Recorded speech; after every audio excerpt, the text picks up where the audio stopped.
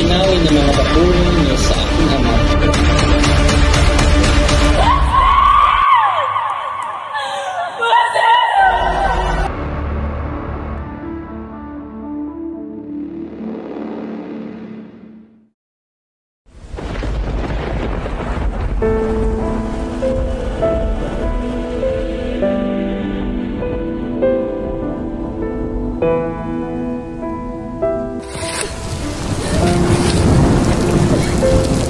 Aking ina!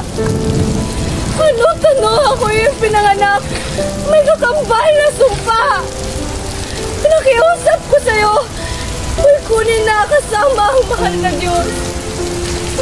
Pagod na ako mabuhay! Pagod na ako mabuhay! Pakiusap ko sa'yo na kunin na yung buktong na anak kasama ang mga anghel at mga santos! Wala nang halaga ang aking buhay! Wala ang aking buhay!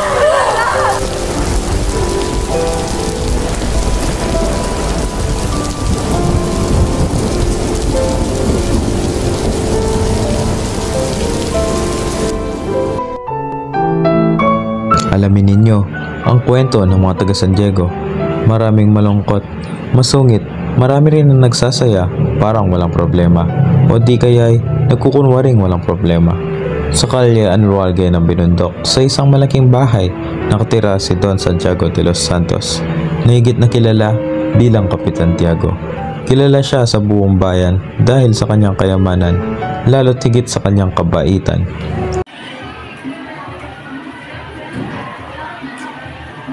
Ligaya pagdating sa akin.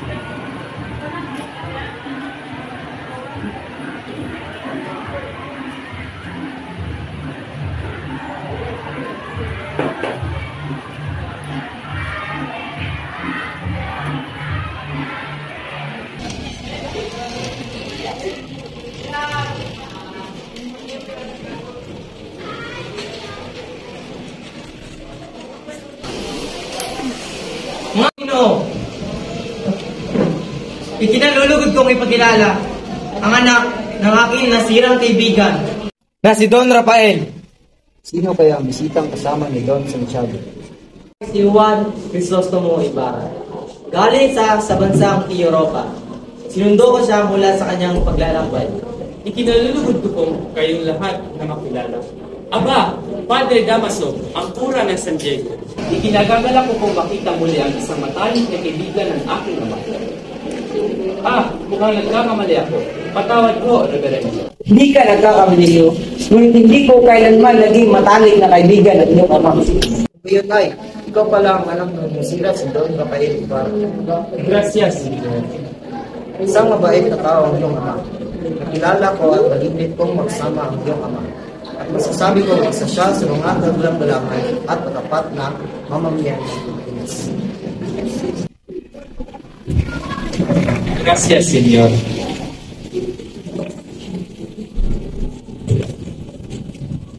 Panahon mga kiyala, Crisostomo Ibarra.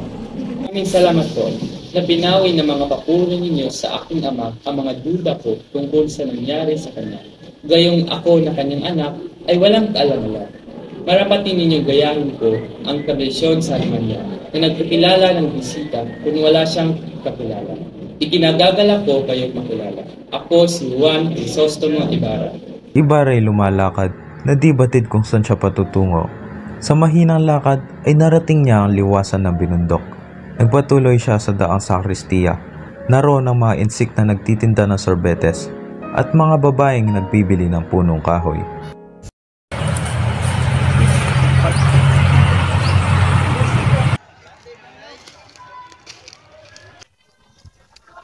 Binata, Teniente, kaya pala.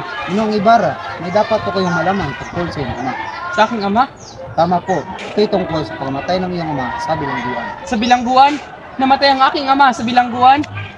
Kinaumagahan, makikita si Maria Clara na nakaupo sa isang silyon katabi ng isang bintana. Hanggang ngayon, hindi pa rin siya dumarating. Siguro marami pa siyang inasikaso. Magandang tanghali, Binibini. Ibarra, Buti naman at nakarating ka. Kumusta ka na? Ito, mabuti naman. Upo ka muna.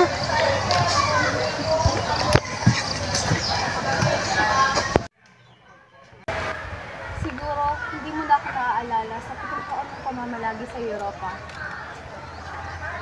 Mahal ko, kahit saan man ako mapadpad, ay lagi kitang naaalala. Hindi mo bang sabihin, at wala kang nakita magandang dilag sa lugar na iyong pinuntahan? Wala pa rin makakatumbas sa kagandahang mayroon ka. Hindi pa rin nagbabago. Tamis na iyong pananalita. Mahal ko, kailangan ko na palang pumunta sa bayan ng San Diego kasi bukas ay araw na ng mga patay. Naunawaan ko. Mag-ingat ka, mahal ko.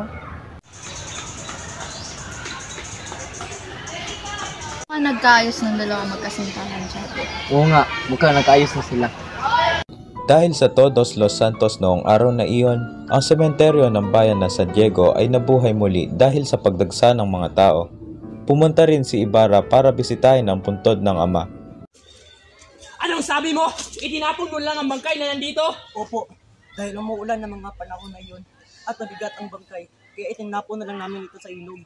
Ay hindi na napigilan ni Ibarra ang damdamin. Nang hindi na niya kaya, ay mabilis siyang tumalikod at umalis. Sa kanyang daan pauwi ay nakasalubong niya ang kura ng San Diego, si Padre Salvi. Tinignan siya ng masama ni Ibarra, hinila ang kanyang suot na sutana at kinausap. Ikaw, anong ginawa mo sa aking ama? Nagkakamali ka, binata. Wala akong ginawa si mama. Kung hindi ikaw, sino? Sino ang gumawa ng ganoong bagay? Sa aking paghihinala, ay kagagawan iyon ni Padre Damaso. Wala nang nagawa pa si Sisa. Sobrang kalungkutan niya, kaya't pinasaya na lamang niya ang sarili sa pagkanta. Nagluto na lamang siya ng natirang 3 tawilis at tinis ang kanyang gutom. Dahil alam niyang hindi nakakasya pa ang ulam sa 3 katao. Nagulat na lamang siya dahil sa sumunod na nangyari. Dumating si Basilio na humahangos.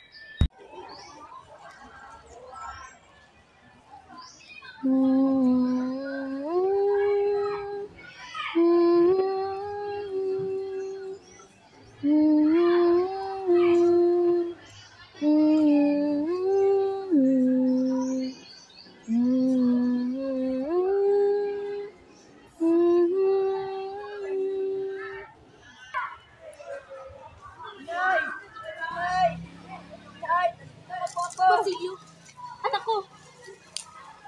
Anong nangyari sa'yo? Anong nangyari sa'yo, anak ko?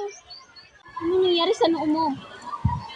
Umupo ka muna at gagamutin ka ni nanay.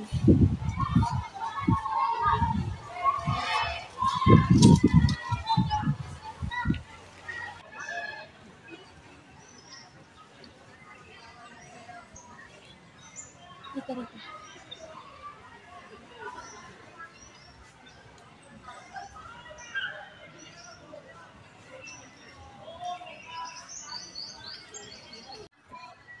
Saan ang kapatid mo? Iwan ko si Crispin sa simbahan. Umagahan ay maagang namitas si Sisa ng mga pinakahinog at pinakaberdeng gulay sa kanyang gulayan. Inilagay niya ito sa isang bakol at saka umalis upang pumunta sa simbahan at kausapin ang kura. Tao po. Magandang umaga po. Sino ka? Ako po si Sisa, ang ina ng sa Kristang Christine. Tumulit ka. Guys, gusto na makausap ang kura. Hindi maaari, may sakit ang kura. Ah, ganun po ba? Maaari ko bang makausap ang aking anak na si Crispin? Huwag ka magkaila. Alam na lahat na si Christine umuwi na kasama ng kanyang kuya. Si Basilio lamang ang nasa bahay at si Crispin ay naiwan. Nais ko sana siya makita. Naiwan nga at tumakas pa rin dahil maraming ninakaw. Baka nga hinahanap na siya ng mga Guardia Civil sa inyo eh. Labas niyo si Crispin! Gusto ko makita ang anak ko! Bitawan mo nga ako! Sabi nga wala dito si Crispin! Umalis ka nga dito!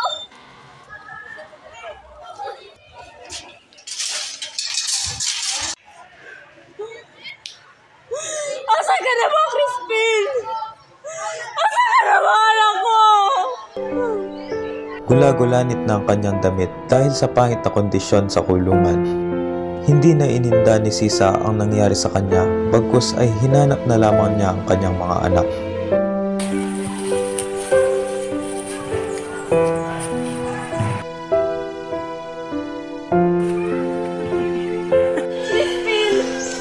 Basilio! Mga anak ko, nandun ba kayo? Don Tiburcio! Nandun ba nga mga anak ko? Basilio, nandun ba kayo mga anak ko? Mga anak ko, nandun ba kayo? Mga anak ko! Basilio!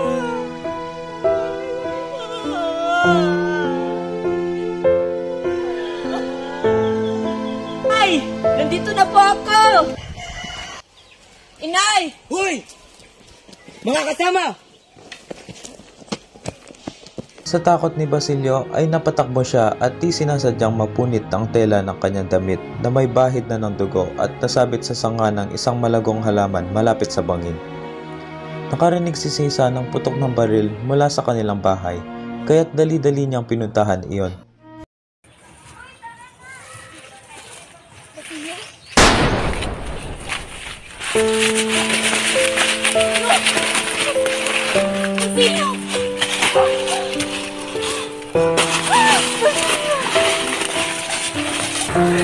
Crispin, mga anak. Balik kayo kay nanay. Mga anak, nagugutom kayo? May mga pagkain dito. Kain kayo. Mga anak, balik kayo dito. Crispin! Basilio!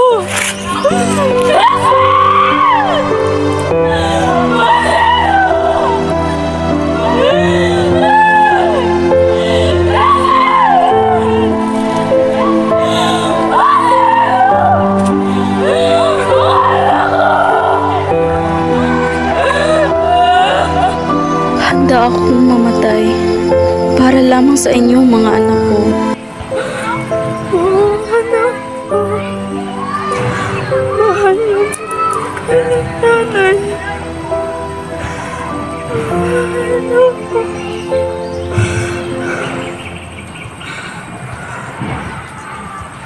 Ilang araw na ang lumipas. Pagkatapos magawa ang buong paaralan ay isang piging ang naihanda na dinaluhan ng maraming taga-alta de syudad. Nag-uusap ang alkalde at si Ibarra, puro papuri ang ipinukol ng alkalde sa kausap, habang sumimangot at nagpasaring sa kanya si Padre Damaso. At ang mga taong iyan ay namatay at nabubulok sa bilangguan. Wala ka karapatan na likustahin ng banal na alaala ng aking ama! Nasal ka lang ng kaunti mong nalalaman pagkat dumating na ang iyong oras. Ibarra! Malalaman ko lang kung anong putik ang nananantay sa iyo. Maria! Ay, Mara! Huwag! Alang-alang sa akin, huwag mo ituloy yung bagay na yan.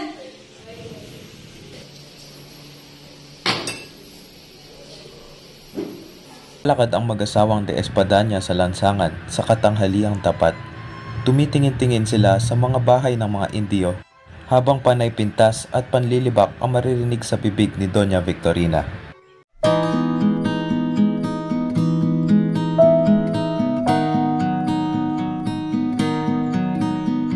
Pangit talaga ng mga bahay at lupain dito.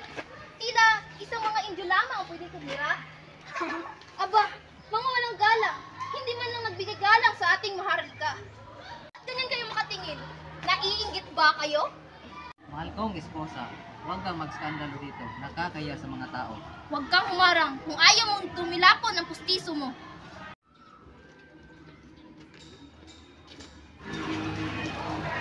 Kayo, kaingitan ko, at bakit? Naiingitan ko nga pala ang inyong kulot. Para sabihin ko sa iyo, Doña Alfereza, hindi ako probinsyanang katulad mo. Sobrang sopistikada kong tao, walang alferez na nakapasok sa aming bahay, kundi naghihintay sila sa pintuan. Aba, Excelentísima, Senyora Kotkot, hindi nga makakapasok ang mga Alvarez kundi ang mga pilakyod na tulad ng iyong asawa. Napakagandang tanaw. Dalawang donya na naman ang walang asal na nag-aaway sa durungan ng bintana ng bahay ng Alvarez. Ano kaya ang kahinatan niyan? Basto, pinagalit mo talaga ako ha? Bumaba ka rito at dito tayo magbuos. Gusto mo ng gulo? Sige, pagbibigyan kita, Senyora Grosera.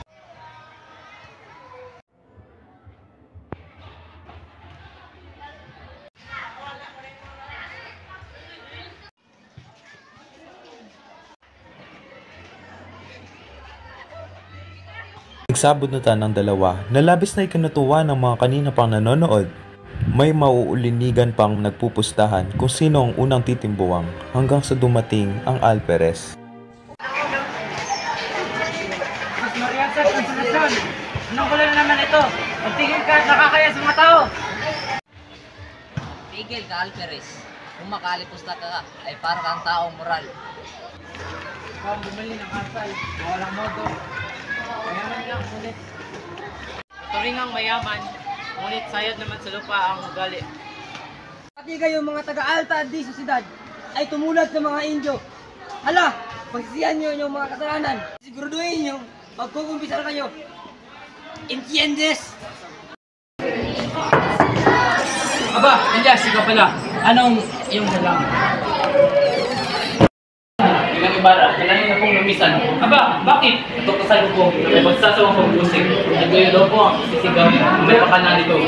Diyos na mapagin, ano ang aking gagawin? Wala na akong magagawa pa, kundi ang lumisan sa pok na ito. Sandali, ayusin mo muna ang mga kasulatan.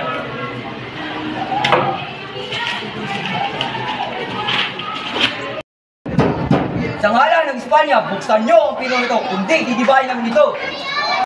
Mukhang nandito na sila. Isang pagpaniwaka lang maglakad ako.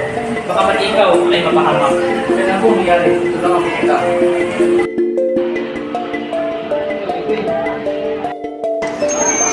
Ginoong Ibarra, sumama ka sa amin. Wala pa akong ginawa.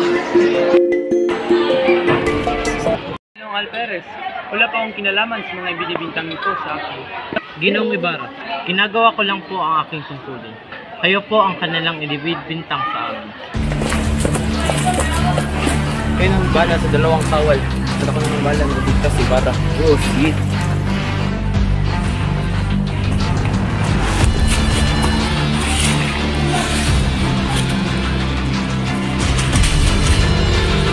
Ibarra, kailangan natin tumakas. Yes! Narinig niyo ba na ikakasal na si Maya Clara? Subalit nakakulong pa rin hanggang ngayon. At sino naman nagsabi na kay Ibarra siya ikakasal?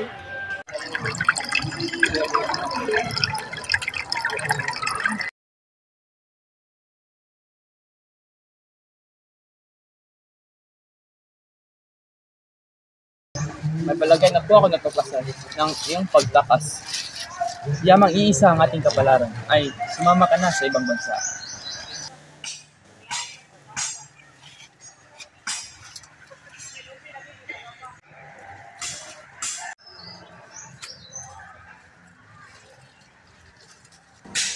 Tagpuan na tayo.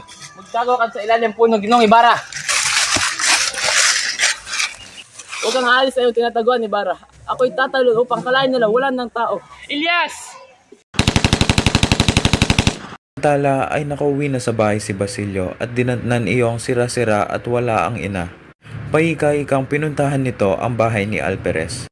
Inutusan ng babaeng nasa bintana ang Guardia Civil na papanikin si Sisa. Subalit kumaripas ito ng takbo nang makita ang mga bantay. Hinabol ni Basilio ang ina pero binato siya ng isang babae sa daan. Tinamaan ng bato si Basilio pero hindi ito tumigil sa pagsunod sa ina. Ay! Nandito na po ako!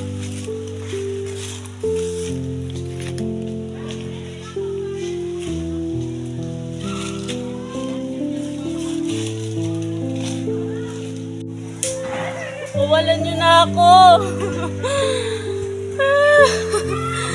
Kaarawan ko ngayon! Gawin niyo na tong aginaldo para sa akin!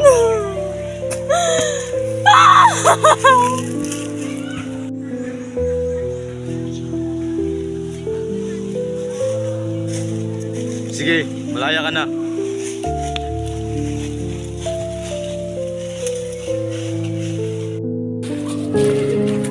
Inay!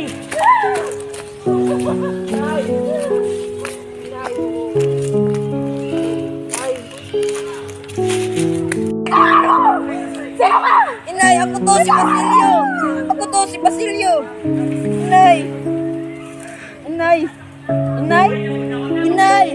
Inay!